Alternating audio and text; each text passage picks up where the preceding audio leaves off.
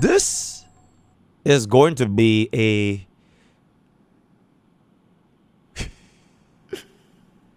okay, let's redo that.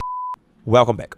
So you might have known me by many names. Mr. Anomaly, Mr. 1%, Mr. whatever.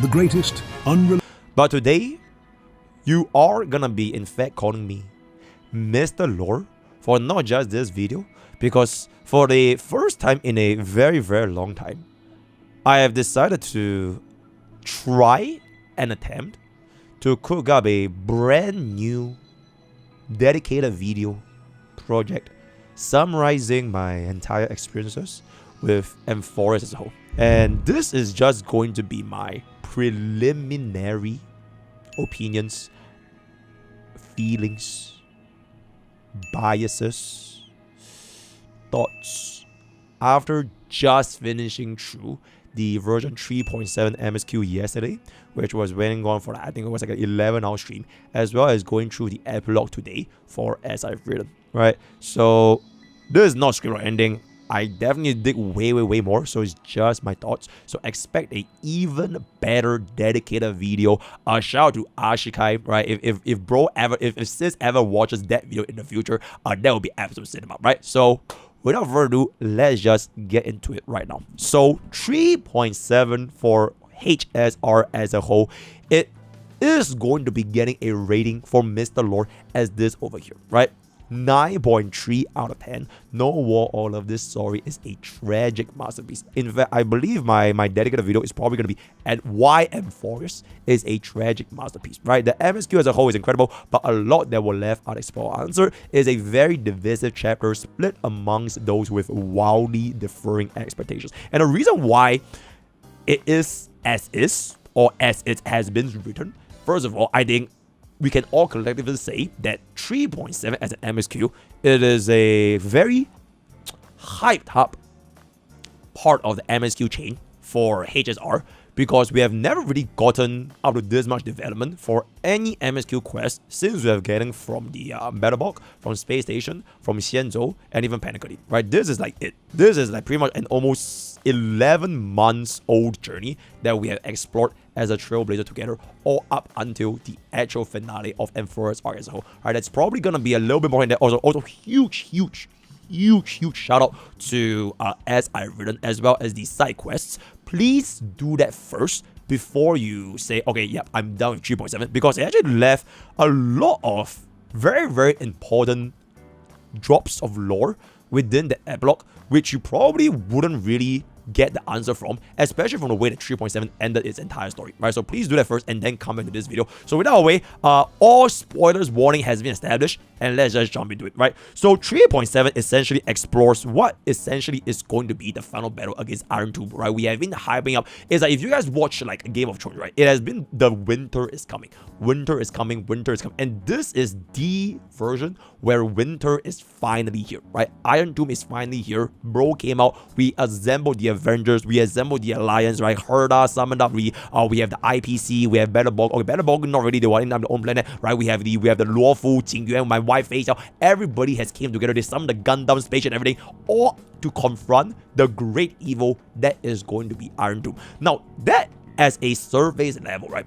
It is pretty cliche from what you expect from a lot of the assembling. It's a very classic trope, right? Like, you develop your heroes, you develop like how the character development is gonna be like over like the course of like months, if not years, and finally they all come together against this giant evil. Whether or not they win or lose because of like the power of friendship or whatever, it is kind of the secondary objective, but it is basically all of them coming to go against the big bad Irontomb, right?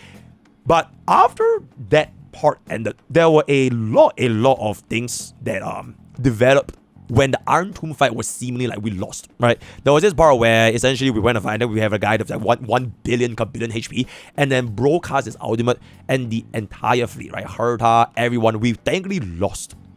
We saw everyone come together into this one big fight, and it went flip explode. And there's where things started getting into the development of like the whole concept of Cyrene, her ties with being like full leap. There's the interaction between her ties with Cyrene herself and how she's going to be going forward, and the resolution of M4S as a whole on whether or not Cyrene is going to once again sacrifice herself, quote unquote sacrifice herself, to maintain the order of causality in order to ensure Irontomb does not come back. Which is why I think that you guys can see from the very, very last end, there were a lot of hints where Cyrene herself, she is not the same as the rest of the Amphora's cards, right? She is going to be Demi-Urge, the 13th Demigod and everything, because she herself, alongside with us, the Remembrance Trailblazer, we are kind of like the co-authors of this book, right? This entire arc, right? This entire Amphora's, it can be kind of seen as like a book, right? It literally is like a book, and we are like its co-authors. The thing with being an author for the book is that no matter how much you write and you wish that, you know, you can be part of the world that you have written, as I've written, you can never truly be with the book. You get what I'm saying? So at the very, very end, the two choices that were given to us from the Herda, it was either we undertake, if you guys saw one of the trailers from the Mirror Celestia, it was where we activate Power of Remembrance and we freeze everyone in my fucking mums, except for ourselves, as well as Cyrene, or she locks herself into causality and she becomes the Fully of Amphorius in this particular instance, which means she will then proceed to go through the recurrence every single time and maintain causality such that there will be no chance Irontomb ever comes back. So for those of you guys who are wondering if Irontomb ever comes back, I'm 99.999% sure, in the words of YouTube drama tubers, he's done, right? There's probably no chance he's ever gonna come back because Cyrene chose to make this sacrifice and bind herself into causality, and this is why we can see the things develop as is today, right? So I want to kind of just talk about this whole thing of that. And yes, right, MrPokke, as silly, as goofy as it looks like, whenever it comes to a story, especially a Honkai style story, I tend to try to give as much attention as possible, no matter how many jokes I create, right? So even after I finished the MSQ on my first playthrough, I even went back through like Reddit, Discord, Twitter, even Bilibili to kind of like cross-reference a couple of things that have been going on, just to get a feel of how 3.7, and I guess in this case, Amphorius as an entire story has developed from the course of this past 11 months, 10 months, 11 months. Yeah, 11 months, right? So I think at the end of the day, right, the reason why I say Amphorius is a tragic masterpiece, right, is not because of the ending is tragic, but I personally feel Amphorius, this is like, if Amphorius was a concept, right, you can use a lot of different mediums to deliver this concept throughout to the public, right? Because at the end of the day, this concept as a medium, it is ultimately a form of entertainment, right? You can consume it via a gacha game, right? This is basically, in case you guys didn't know, Honkai style is a gacha game, right? This is a gacha game with all of the MSQ, build up, companions, whatever. You can also be using this to create like your own fan fictions, your novels, your TV shows, your anime, your movies, or whatever it's gonna be, right? And here's the thing that why I say this is a tragic masterpiece, because I think this concept of Amphorius and everything that it stands for the past 11 months, it has like such a great potential to be one of like, I'm almost fairly certain if anyone wrote this entire thing as an actual written book, like they actually did it as like a novel, a light novel, a manga, or whatever it's gonna be, or they adapted to a show or movie, I think this would be one of the best experiences that I would have consumed in modern entertainment media, period. It is just that good. But the reason why it is a tragic masterpiece is because I feel that at the end of the day, Amphorius 3.7, and I guess this entire arc as a whole, it is still bound by its reality of being a gacha game story. And I really feel that there were a lot of things that could have went like so much better if we have the ability to see this from the lens of like any sort of the other forms of media that I mentioned just now, right? So you guys can take a look into this, because I gave this like a lot, alright? So coming to this over here, I kind of wrote this a little bit of a analogy, right? This was I think like 5 a.m. or something like that, right? I give it a lot. So this whole concept, right, it is a very, very classic trope. Like I mentioned at the start, is that you develop all your different units, right? Your different characters as a writer, and eventually you go into one big hoo-ha, and finally the ending is gonna be that is, right? But because we are ultimately still bound in Amphorius as Honkai Star Rail, the gacha game made by Hoyoverse, it couldn't deliver on a lot of the potential that it wanted to present itself, right? So whether or not people hate Shao Ti's writing on this entire Amphorius arc, I can't really say you can like fully blame, hate, love, or whatever, because at the end of the day, right, and like this, I'm being like super realistic, HSR is still a gacha game. And I think this is a super important thing because of the fact that it is a gacha game, there's this curse of a gacha game, which is going to be seen over here, right? The gacha game upselling fan service of the units that you're going to be introducing into an MSQ. So, for example, right, for every single part of MSQ that HSR has been going along, at least for like, you know, not even just HSR, but for any gacha game stories, there is always going to be an underlying objective to deliver unto the shareholders that you need to make this unit sell. Because most players that play gacha games, I don't think they play for meta, right? If you are like chasing zero cycle, okay, I'm just gonna purely speak from the context of HSR. You don't play HSR as a game with zero cycle. Most casuals anyways, most players in the world anyways. A lot of them, and what draws the general public to like HSR as a game is probably because of the lore, the story, the world that actually built up to let so many players in the entire world get drawn into this game, right? That's why you have your fan fictions, there are artists, there are like different comics, fan-made animations, the toys and everything, right? The fandom itself goes so much beyond just like the actual meta and gameplay because of the world of what HSR itself represents. And underlying this concept that they want to develop Amphorius in is that you always have this objective to push a unit up above and beyond to what the original plot wants them to write. And I think that for 3.7, it is a very, very clear objective that despite this is the end of Amphorius and the arc with Irontomb, right? So this is the final boss fight. You still have objectives, right? You still has what's the word? Fiduciary duties to your shareholders to deliver an expectations for the people to pull for Cyrene. It is what it is, right? It is what it is. Which is why I felt that, okay, for me personally, the story had the perfect ending to basically wrap everything up when there was this scene where all of the Cryosers, right? There was a book. They all left their last lines. They all left their last lines or whatever. Every single one of them went, and then boom, they show the anime, and then the end. That was, to me, that was when the story ended. But I think from there, they still needed to find ways to make Cyrene the upsold unit as a gacha game, which is why we saw a lot of lore time back to the origins of her alongside with the AI, the programmed AI, and how the development came to be, and eventually the entire story with her with D Herda, and she had to make the choice to sacrifice herself, ping Jesus, all that kind of stuff, and then they end off the entire MSQ with the tribute back to HI3, which is the the HI3, the true song. Yeah, there's a little bit of it. So that was like how it ended, right? And I think this is like an example is because at the end of everything, Cyrene kind of has that obligation to have like way more. I'm not really sure if you call it parasocialism or if you're gonna be calling it like a way to like wife or whatever. But I think that they had to have more ways to push players to not like Amphorius, but to like Cyrene. Right? Because if you are a player that has been following HSR and Amphorius' arc, 3.7 to you, what you would think is this is the end of Amphorius. This is the final battle against Winter, right? This is Irontomb. This is it, right? We have all of the allies, everything. So this is what if you're someone that's been following HSR for the past 11 months, this is what you would probably be expecting from 3.7. But at the same time, 3.7 and HSR as a whole, they still had to deliver Cyrene as a gacha game unit.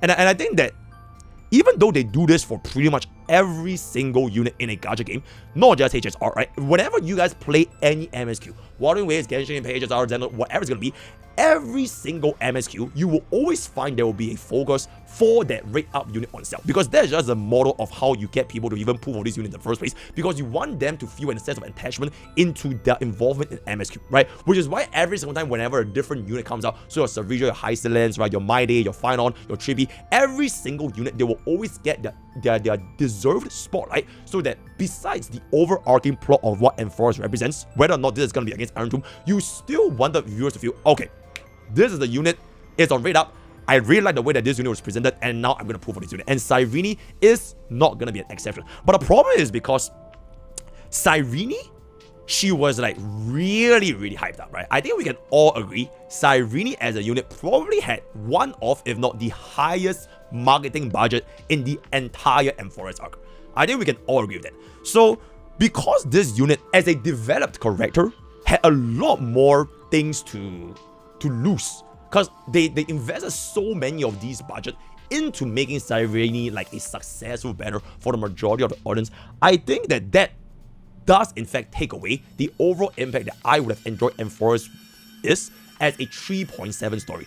I don't want to enjoy Enforced as a Cyrene. I don't want this whole story to end with Cyrene being like the main focus. I want the story to end as Chrysos airs, as the journey that we have traveled for the past 11 months, as every single one of them get rid of the big beyond, and through everything, when they come into the final conclusion that Cyrene is the co-order alongside RMC, that's when she'll be like, oh, okay, that's it, right? I think it would have been quite nice, like for example, Phainon, right? I think Phainon is a excellent example of how they managed to build, bro, all the way up, right? I think from like 3.3, 3.4, especially 3.4, I think Phainon is probably one of the top 3 characters within the entire Enforced. And for this final 3.7 arc, this is like his resting arc, right? So he's like, he undertook 33 million cycles of suffering. He merged, right? And then we put him down. If you know the fight, he doesn't even hit us. We put him down. He rests, and after everything, bro's arc is like, it concluded, right? We even had a little bit of a throwback at the start of 3.7, right? We went through his memories, we went through the baby Phainon, like his childhood, everything, and then at the end of everything, his arc is like officially done. I personally would have felt that because of a demand to deliver Cyrene into the public as like a banner unit, right? They sort of removed what could have been a very nice little bit of a resolution between baby Phainon and baby Cyrene. Because in case you guys don't know, right, the Cyrene that we put is the AI, right? There are 2 Cyrenes. So one is the original Cyrene. That Cyrene is gone, right? She is like gone. So the whole cube into the mini Cyrene, into the big Cyrene, this entire this object is an AI.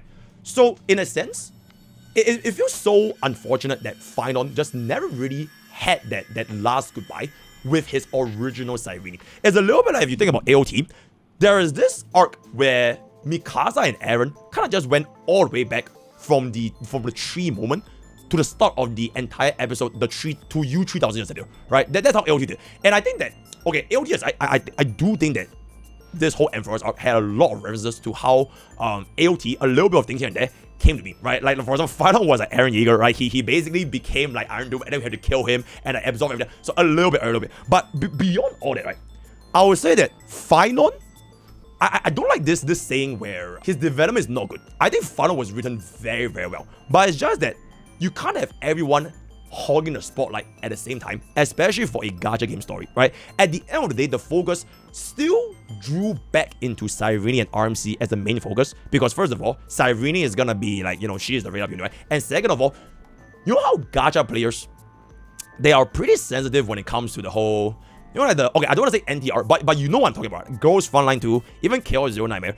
And I think that it ultimately had a little bit of something to do with why Phainon as a whole character didn't really get that little bit of the resolution that I would expect to see if I was gonna view this as not a gacha game story, but as a piece of like media as a whole, right? As a whole. So, for example, right, I think Cyrene at one point of the story, she mentioned something like, love is the way, right? She mentioned a lot about this love. Love is the way in which you're gonna be able to conquer Irontomb and finally set this entire plot to an end, right? You will put everything as is through the power of love. Now, this love thing is very arbitrary, right? Because we don't really even know what this concept of love is.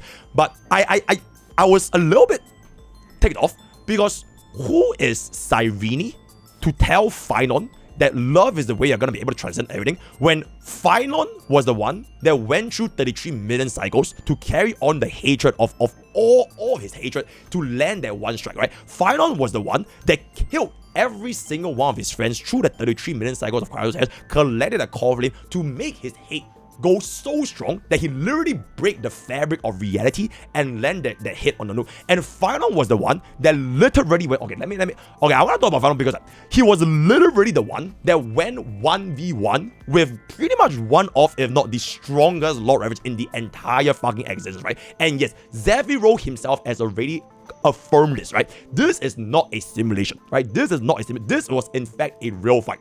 So Phainon was the one that did everything, right? He really wanted to defy his death. This is the story of somebody, a literal line of code that wanted to defy destiny, go above and beyond, and see if he can change because of his own efforts and protect his friends and everything. But unfortunately, at the end, we come in with a Cyrene and RMC. Love solves everything. You know what I'm saying? So because I think Phainon just went on whatever you say, partner, whatever. But if I was Phainon, I think I would like crash fuck up. Like, I did all that. I did all that for you to tell me love is the answer of everything. You know what I'm saying? And the thing with this love thing, right? This love and the seed, the bud, there were a lot of metaphors.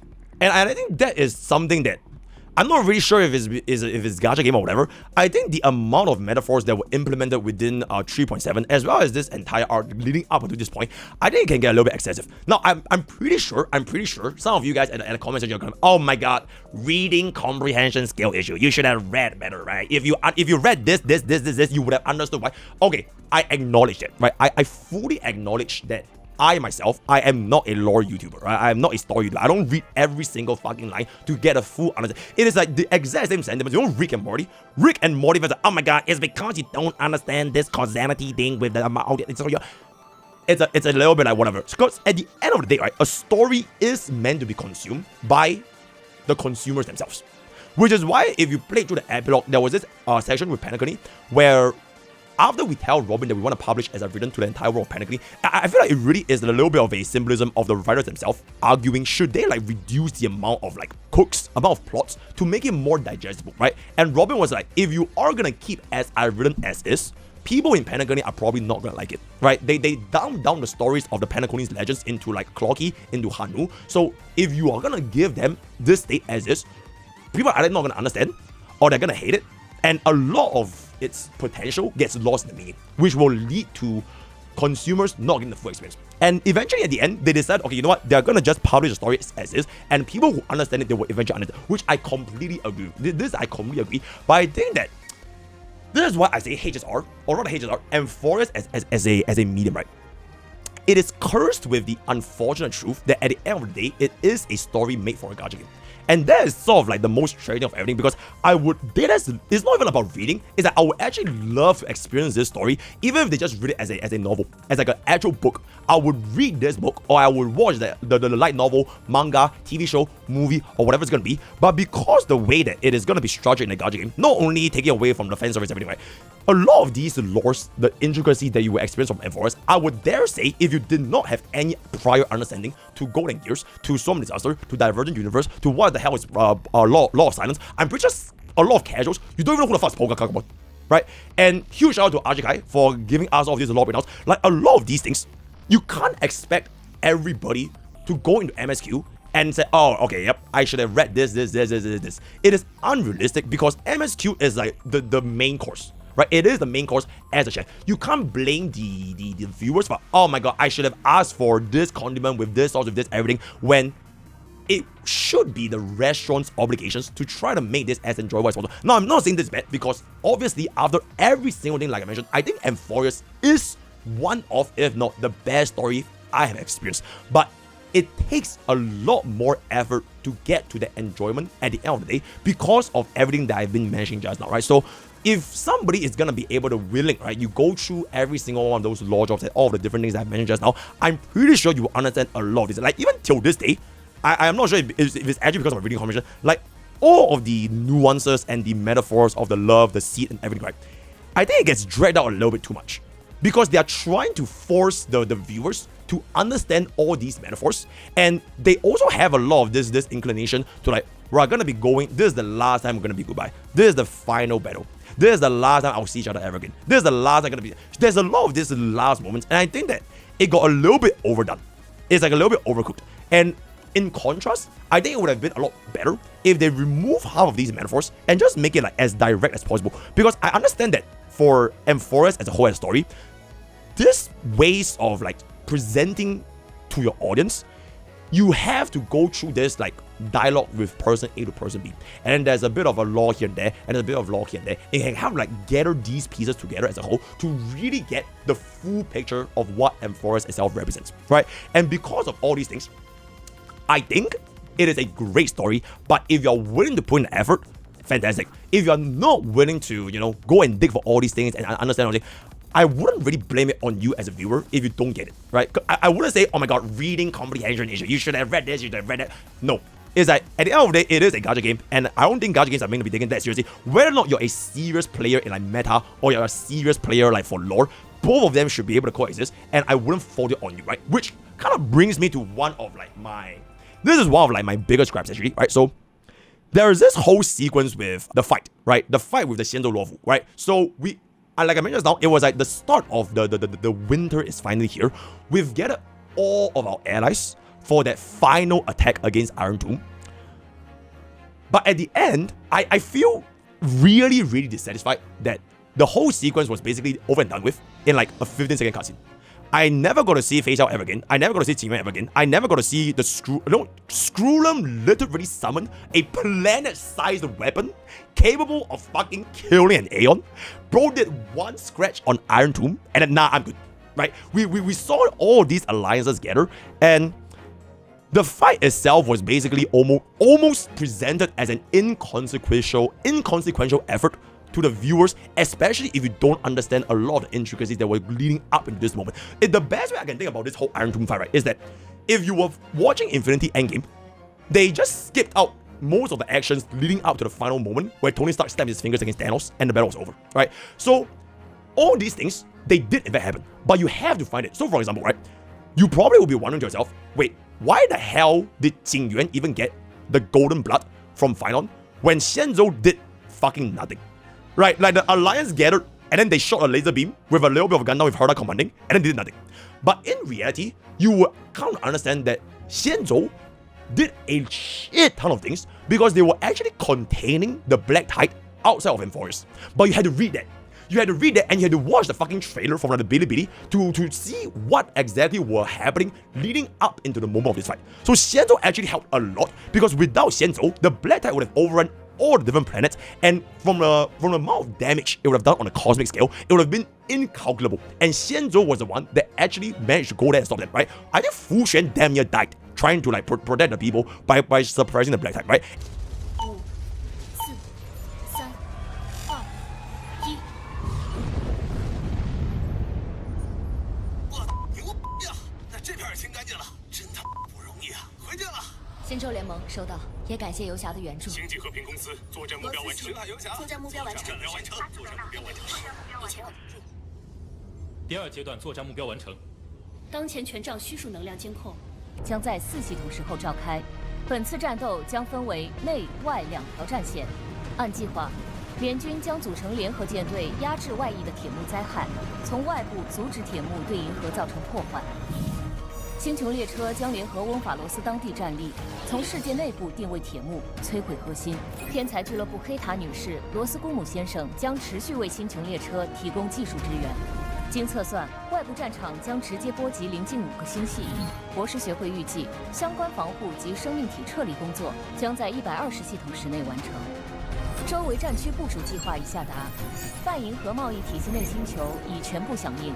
体系外星球将由巡海游侠协调部署。公司战略 And another thing, the IPC, right? The IPC. You probably wouldn't know that. You know, there was this portion at the start of the movie. Oh my god, I said movie. At the start of the story, they mentioned the equation, right? It went from inorganic to organic. So even organic life forms could be affected by this virus. And guess what? Dr. Ratio and the IPC. The moment they found out that they had the potential where it can affect organic matters, they came up with a vaccine in like less than 24 hours. Like, what the fuck? So, like, in such a short span of time, they actually managed to cook this vaccine. Almost like, imagine if COVID happened and they came up with the COVID vaccine the very next day. That is fucking ridiculous, by the way. And because of this knowledge from Dr. Ratio and IPC, they actually managed to stop a lot of even more potential damage that could have happened because of the creation of from an inorganic virus to an organic virus. But y'all also wouldn't know that because you wouldn't see all these things happening if you didn't have an understanding of what's going on, right? 并不限于无机生命，它的爆发将摧毁被制式锚定的宇宙常数，将银河中既定的逻辑法则转化为一团混沌。这一行为 会彻底打散银河中文明的运行框架，乃至个体生命的基本结构。通过对其方程式的解算，在一定量级以下，我们有把握对外溢的病毒进行无害化转移。数字疫苗计划具有可行性，但目前铁幕尚未完全降生，其负面影响已经与一位完整的全面大军不相上下。And another thing, right? Another thing. I think that if you guys didn't read through the epilogue of what's to be, you probably wouldn't even know that Amphorius as an entity could literally be rebuilt because there is a newborn planet.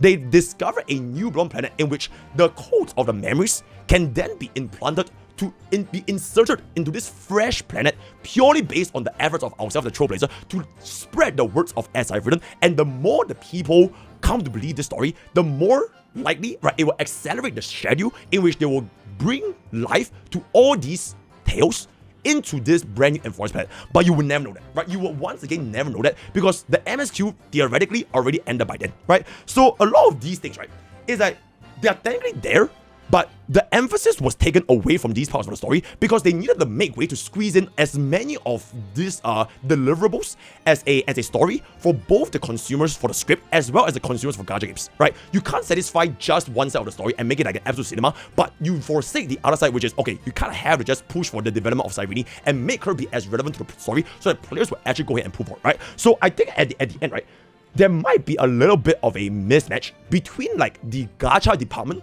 and the writing department. I think I saw this post from Reddit as well because I was reading a lot, right? There was this post from Reddit which I think it summarizes quite a bit of like what exactly happened in 3.7. This one, you can kind of just read it. You can kind of just read it from here. 3.7 felt like there was a brawl between the writing and marketing development because you can kind of tell throughout the story, right? There were like so many potential that could have happened, right? I think like some examples where like the writing team got a W was D. Herda, Ligus, and I guess Phainon up until recently, right? Especially for D. Herda and Ligus, I think these two units, they were like absurdly well written. I think Ligus is pretty much one of, if not the best villain that I've ever seen in Enforced, period, right? His whole arc of like trying to force this whole destruction versus erudition thing, and towards the end, he actually stepped down. Like he know he was gonna lose, and he literally sided with D. Herda. He went to Pokke Kagamon. He was like, nah, let her cook. Ligus just tell Pokke to shut the fuck up and let Herda cook. And he is the villain. And he graciously accepted the defeat at the end of the day, like his plan failed, when he had the final talk with Strudem all the way, right? It's a little bit like if you watch Age of Ultron, the robot guy, he had a one last conversation with Ultron, and at the end of it, I think Ligus is an insanely well-written villain, despite the fact that he doesn't even have a role as a gacha game.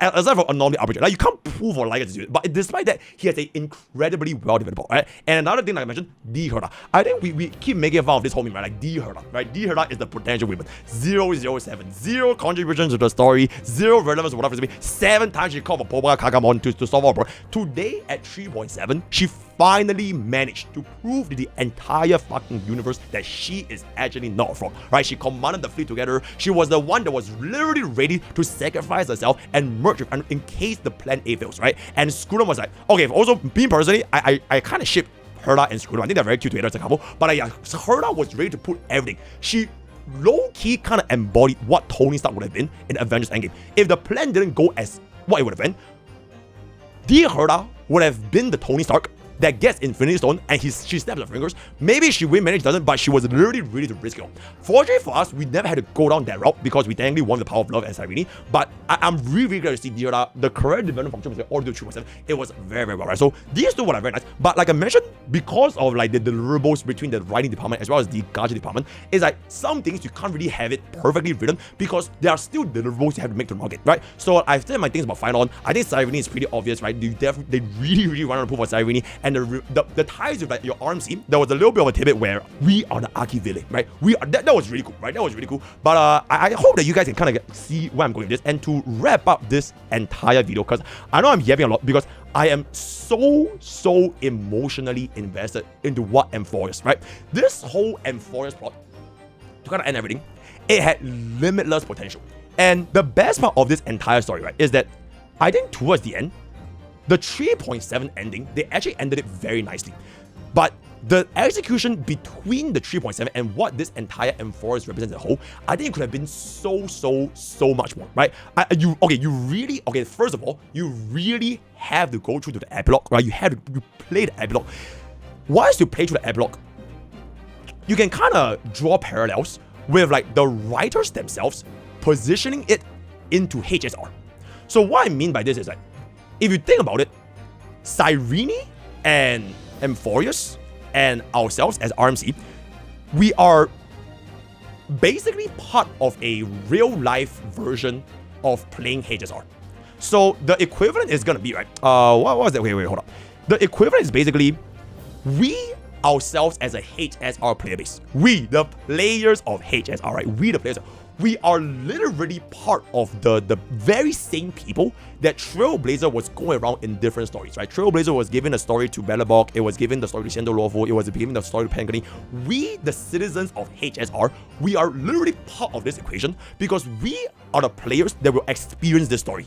We are the reason why Enforcers as a whole will come to life because we are the ones that will spread tales of Enforcers, as I've written, right? This is how people make guides. People make guides, you make gameplay, you have fan art, you have fanfics, you have your animation, everything that you see in real life social media or all of the real projection, right? Like your corn, your models, right? Everything that you would have developed in real life, it is because of the direct contribution of what you perceive as a viewer for what Enforcers is supposed to represent.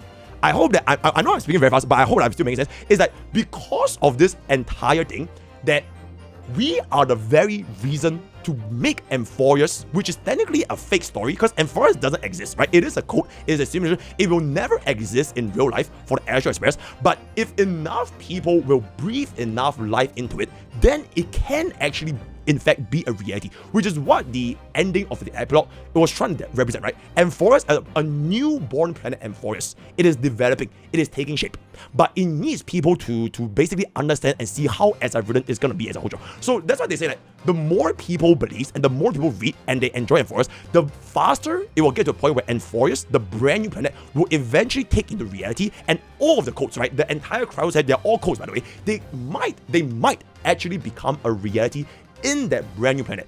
And I really just feel that this was such a beautiful way to basically end this entire scene, where what the writers for Enforcers are trying to convey is that it doesn't really matter if you hate, love, or casual tourist elites. Like, it doesn't really matter who you are as a player, but as long as you yourself is gonna be positioned in the same way as what the Enforcers art represents, that's when you can see, oh my god, everything draws the exact same parallel as what you could be in real life.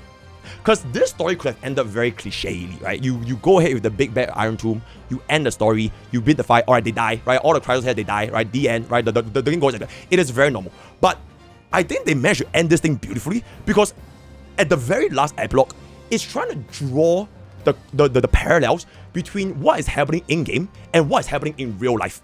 It's almost a little bit like breaking the fourth wall. It's like as long as you believe in what Enforcers represents and what the cryo means, there is the chance that they actually could come to reality. Whether is it gonna be in our world, in the terms of like all the media that we create, or in their world for HSR, which is whether or not the brand new codes, the brand new Enforcers will give rise to the codes. So with that, I have pretty much came into the end of my rambling session of what I felt about Enforcers. I hope that this was understood, because I know I have no script, by the way. This is purely from your Mr. Lore experience from playing through a story. If I have any loopholes, right? If I missed out on anything, if I missed out on any like Elysia stuff, you know, Cyrene, Hater Tree, whatever references there, please don't cancel me, right? Because I'm this is unscripted, right? I'm just going this raw. Let me know what you guys in the comments of Enforcers is gonna be. So this is my rating for 3.7.